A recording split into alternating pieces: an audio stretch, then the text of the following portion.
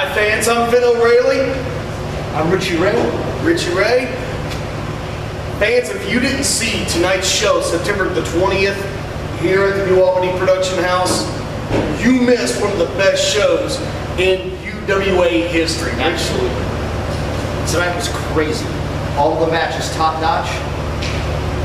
I mean, I'm speechless. Absolutely. First of all, let's take a look at Dick Devlin versus Justin Storm for the United States Championship. Fans, if you don't know, Spaz had to abandon his title, the United States Championship. So now we have a vacated title, and then the title was put up between the #1 contender and someone that Eddie Allen felt like what was a good competition for such. And Justin Storm came out on top. Absolutely. So the thing that kind of worries me more about this match, though, is Dick Devlin's attitude and basically what he did after the match. Yeah, it was completely uncalled for. Absolutely. I don't know what he was thinking. I'm sure he was mad because he didn't win the match. That's the only thing I can think of. And I'm sure that he was pretty upset that Eddie Allen put him in that spot. So he didn't have any time to prepare for his opponent. Eddie Allen just brought him out, and it didn't work out in his favor, and he took it out. Well, I mean, you have to take into account the fact that, Dick Devlin has been trying to get this title from Spaz for so long. He's been working really hard and trying to do it the right way, and every single time something comes along, and more often than not, it's Eddie Allen and the syndication that get into the middle of it, and they just totally ruin the whole thing for him. Well, generally if something goes wrong, it's because Eddie Allen.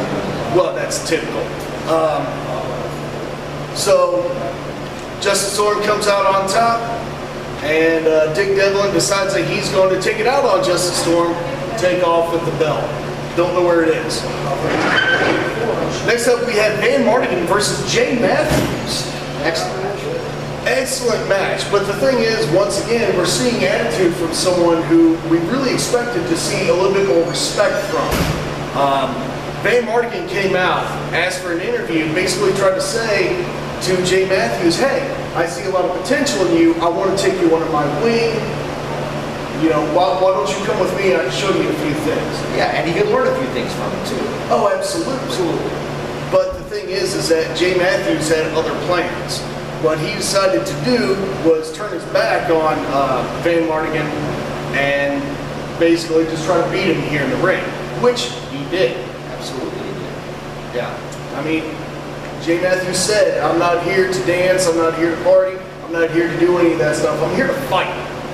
And that's exactly what he did with Van Mardigan. Yeah, and he brought the fight right to him. Absolutely. Completely. All right, next up we have Apollo versus Big Zo in singles match. Apollo coming out. He's Apollo. What more do I need to say about that? I mean, and he goes out, he does his job, and Big Zo comes out. He's got the help of his tag team partner, James Kendrick, which, if you know, from the syndication, their main upper hand is nothing but a numbers game. As long as they're able to work those numbers, then they can come over, and beat anybody. Right. But the thing is that Apollo almost seemed prepared for that this time. You had the power of Big Zo working against Apollo, but Apollo was ready for the upper hand with James Kendrick. Right, I can clearly see that Apollo had been looking at film, seeing how they do, knowing what to expect between the two of them, and absolutely, like you said, he was fully prepared. Absolutely. All right, next up we have Drew Dillinger versus Andrew Hunter. Andrew Hunter, the Alpha Werewolf, proving that name tonight here against Drew Dillinger. Drew Dillinger is power incarnate. That's what he is. The Alpha Werewolf, Andrew Hunter, coming out here, and fans, if you don't remember, Andrew Hunter originally started out as a member of the UWA, but he basically got booted out the very first night. So he had to score to settle, and I'd say that one, if not both, or one, if not two of the members of the UWA got taken out here tonight, probably crossed off of Andrew Hunter's list. Oh, absolutely. Yeah, I mean, I was not expecting the outcome to happen. No. No, absolutely not. I mean, because we all know Drew Dillinger. I mean, the man is a monster. He's 3 of me. That's It's the, tough. the fact that somebody can take him down and keep him down for the count of 3 is astounding to me. Well, not only that, he was able to take down Drew Dillinger, but at the same time, fend off Cat.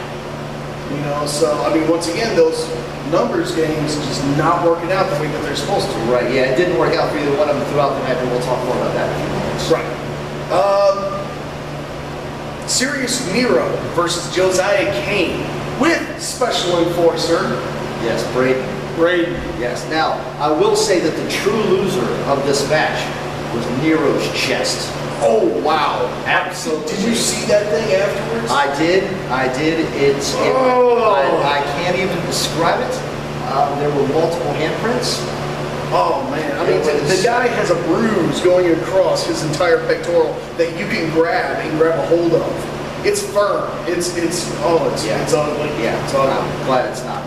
But I definitely have to give it to both of these men though, just because of the professionalism that they showed afterwards.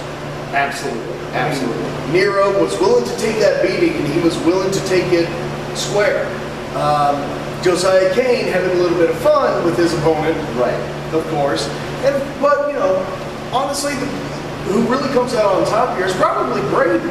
Oh, absolutely. Braden had a blast, and you can tell he loved every second of it. And I was in the back and I was watching his parents in the front, and I mean the look on their faces was great. When he got in the ring, he pinned him for the 3 count.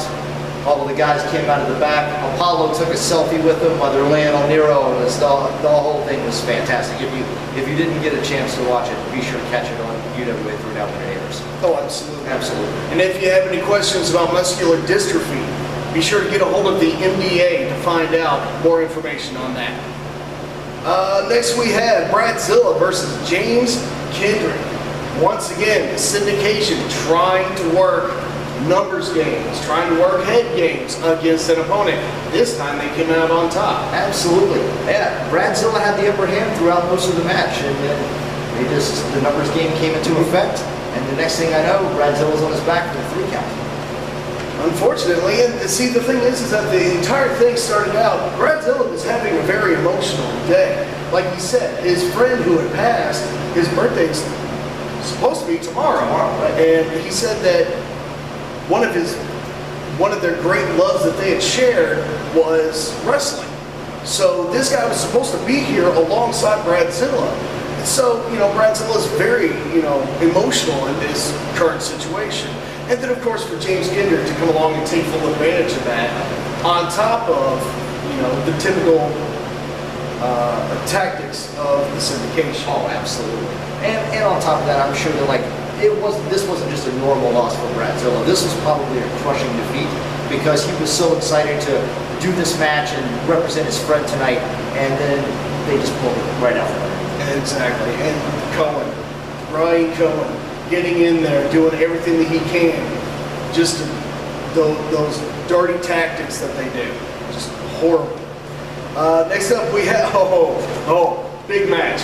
Big match. If you didn't see this match, wow. You are seriously out. Eddie Allen defending his television title against Sonny the Man. This is a match UWA Nation has been waiting for a long time. And I feel tonight that UWA absolutely delivered on what everybody had been waiting for. Oh, absolutely. I mean, that match they had in the ring was, it was a fight. It wasn't a match, it was a fight. But what really surprised me was that there are many times that I expected to see the typical syndication tactics. You expected to see Team Kenzo come out. You expected to see Neo V come out and jump into the middle of it, because there were plenty of times that Eddie Allen very well could have disqualified himself and retained the title. But that never happened. Which kind of makes me wonder. I mean, I wondered if Eddie Allen didn't decide, I want to take this guy down clean. Maybe he did, and no offense to Eddie Allen, but we know that that's not really is his MO. You know, if he can get help, he's going to take help. And, you know, that's what he wants to do, and that's fine with me. But, like you said tonight, looks like he just wanted to come out and do this one-on-one. Didn't go very well for him. Right. And then, of course, right after that, we had Ravishing Ronnie Roberts, who needed a partner against Waffle and Skeeter Jackson. This was the main event of the evening, and wow, that match. It was a great main event. Oh, absolutely. Pretty much what happened is Triple R came out, needed a partner, because his original partner, Stan Sierra, couldn't make it here tonight. Triple R comes out, asks Eddie Allen for a partner. Who should come out? But the man that just took a whooping earlier in the night, Gak.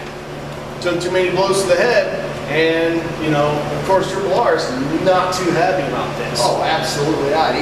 He appeared to be irate, and I guess I would be too. Yeah, we had him in the hardcore match earlier with a no disqualification match, and like you said, he took a heck of a beating. And really, he held his head as he walked all the way out to the ring with a noticeable limp on top of that. So we know from the start that he was nowhere near 100%. He was good to be at 60%. Plus his conduct in the ring itself. I mean, once he got into the ring and he was able to knock the cobwebs loose a little bit, that was fine. But before that, he was basically being played like a puppet by Skeeter and Waffle. Oh, absolutely. They had the upper hand the entire time until he kind of got his senses back. But we saw how that turned. Yeah. Well, fans, I mean, that's pretty much it turned out where Skeeter and Waffle were able to turn this into a melee. And Triple R decided that he wanted nothing to do with it anymore, and he jumped out the ring and started walking up the ramp. Well, of course, leading Gak to get beat down by Waffle and Skeeter. Absolutely. But the really surprising part was what came afterwards. Absolutely. When Eddie Allen and Drew Dillinger came out, not so great news for Gak. No, absolutely not. Pretty much, Eddie Allen and Drew Dillinger came out and decided that they were going to not only fire Gak, but they were also going to strip him of his role in the NEOV. And then they followed that up with a fairly severe beating in front of the UWA crowd. Yeah, I mean, everyone to see. I mean, pretty much the entire show ended on a pretty solemn note. Yeah, I mean, and it wasn't a normal beating. I mean, it was fairly brutal. Very vicious. I'm pretty sure we're going to have to edit that one for the show. Oh, yeah, absolutely.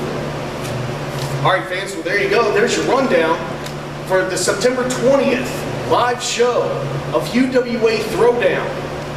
If you ever want to come out to the shows, I think October 18th is our next show.